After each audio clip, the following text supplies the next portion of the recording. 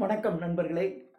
இந்த காணொளியில் நாம் காணவிருப்பது தனிப்பாடல் திரட்டில் ராமச்சந்திர கவிராயர் எழுதின ஒரு அழகான பாடல், ஒரு அற்புதமான பாடல்.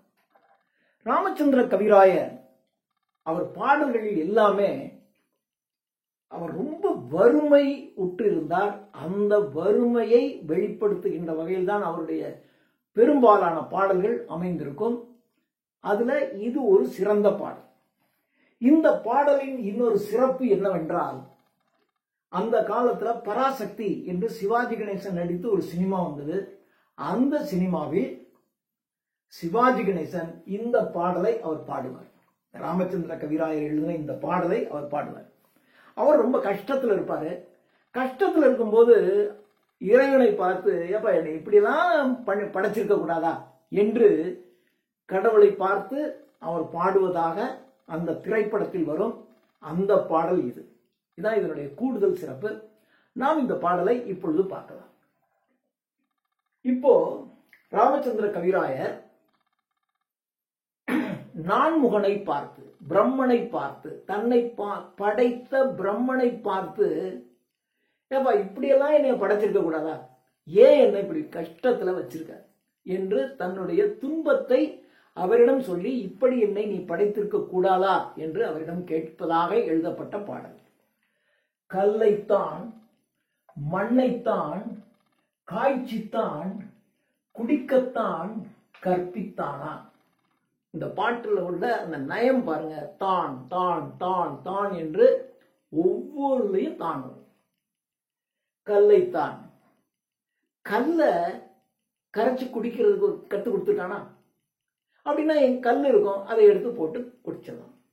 கல்லைத்தான் மண்ணைத்தான் காய்ச்சித்தான், கல்லையும் மண்ணையும் போட்டு அடுப்புல வச்சு காய்ச்சி குடிக்கத்தான் கற்பித்தானா, சொல்லி கொடுத்துருக்கானா?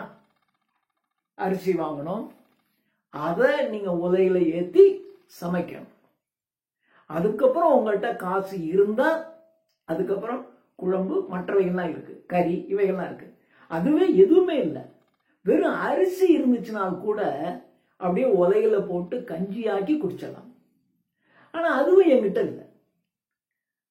உலையிலே கஞ்சி வைப்பதற்கு கூட என்னிடம் அரிசி இல்லை. அப்போ நான் என்னதான் செய்யறது?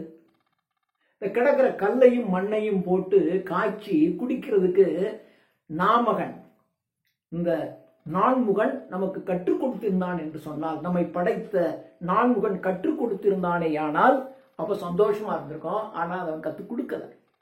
கல்லைத்தான் மண்ணைத்தான் காய்ச்சித்தான் குடிக்கத்தான் கற்பித்தானா? இல்லைத்தான். அட இல்லையா, அது கிடையாது. சரி, அது இல்லை, வேற ஏதாவது. பொன்னைத்தான் அல்லது பொன், பொன் பொருள், பொன்னைத்தான் எனக்குத்தான் கொடுத்துத்தான் ரட்சித்தானா. ரட்சித்தல் என்றால் காப்பாற்றுதல். அட அது கொடுக்கல. அந்த ஒரு டெக்னிக், அந்த முறை எனக்கு ஆண்டவன் சொல்லி தரல. கல்லையும் மண்ணையும் போட்டு காய்ச்சி குடிக்கிற அந்த முறை எனக்கு கற்றுத்தரவில்லை இறைவன். சரி, அது வேணாயா. இல்லைத்தான். அப்படி இல்லைனாலும் பொன்னைத்தான், பொன் பொருள்களை கொடுத்து, பொன்னைத்தான் எனக்குத்தான், பொன்ன எனக்கு கொடுத்துத்தான், பொன் பொருள்களை எனக்கு கொடுத்து ரட்சித்தானா, காப்பாத்தினானா? அதுவும் இல்லை. பொன் பொருளை கொடுத்து இந்தப்பா வச்சுக்க, கொஞ்ச நாள் நீ சந்தோஷமா இருந்துக்க, சாப்பிடு அப்படின்னு கொடுத்திருந்தா கூட சந்தோஷம். அதுவும் கொடுக்கல. பொன்னைத்தான் பொருளைத்தான் எனக்குத்தான் கொடுத்துத்தான் ரட்சித்தானா? அப்புறம் அல்லைத்தான். அல்லை என்றால் அல்லல், துன்பம்னு.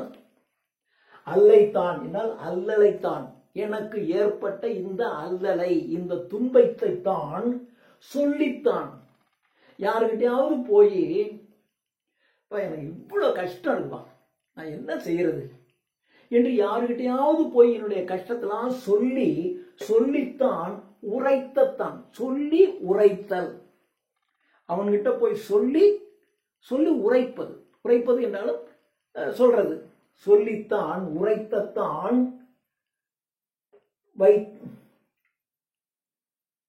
உரைத்தத்தான்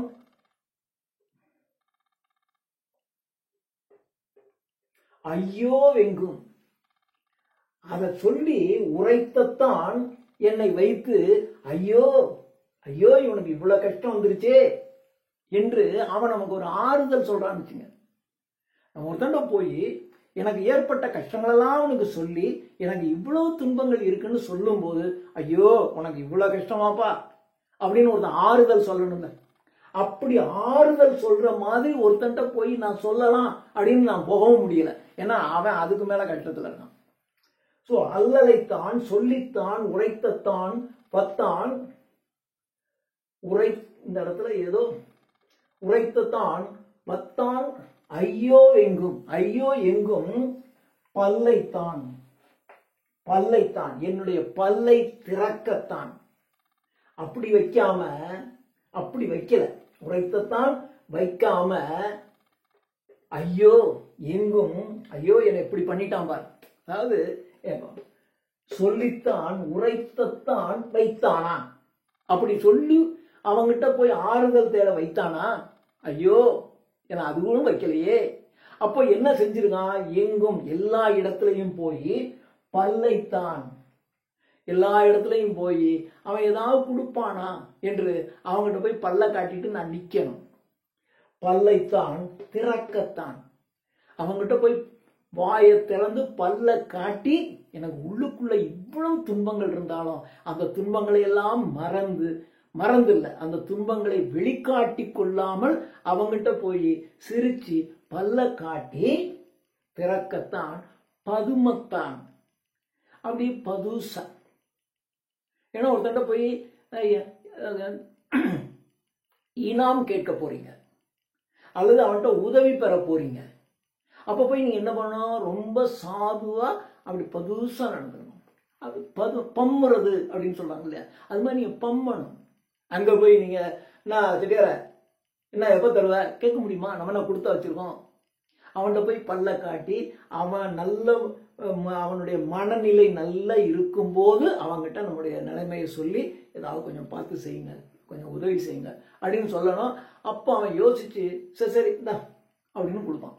அப்போ பல்லைத்தான் திறக்கத்தான் பதுமத்தான் புவியில் தான் இந்த பூமியில பல்ல காட்டி அவங்கிட்ட நான் பம்முற மாதிரி என்னை படைச்சிட்டானே இறைவன் என்று சொல்லுகிறார்.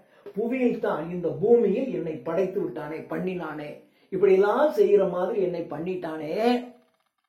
இப்படியெல்லாம் செஞ்சிருந்தா கூட பரவாயில்ல, கல்லைத்தான் மண்ணைத்தான் காய்ச்சித்தான் குடிக்கத்தான் கற்பித்தானா, இல்லைத்தான் பொன்னைத்தான் எனக்குத்தான் கொடுத்துத்தான் ரட்சித்தானா, அல்லலை துன்பத்தைத்தான் சொல்லித்தான் உரைக்கத்தான் வத்தான் சொல்லி உரைக்கத்தான் வத்தான் ஐயோ எங்கும். அப்படிலாம் சொல்லி உரைக்கிறதுக்கு ஐயோ வெங்கும் பல்லைத்தான் திறக்கத்தான் பதுமத்தான் புவியிற்றான் பண்ணினானே என்று இந்த பாடலை மிக அழகாக பாடியிருக்கிறார். நன்றி.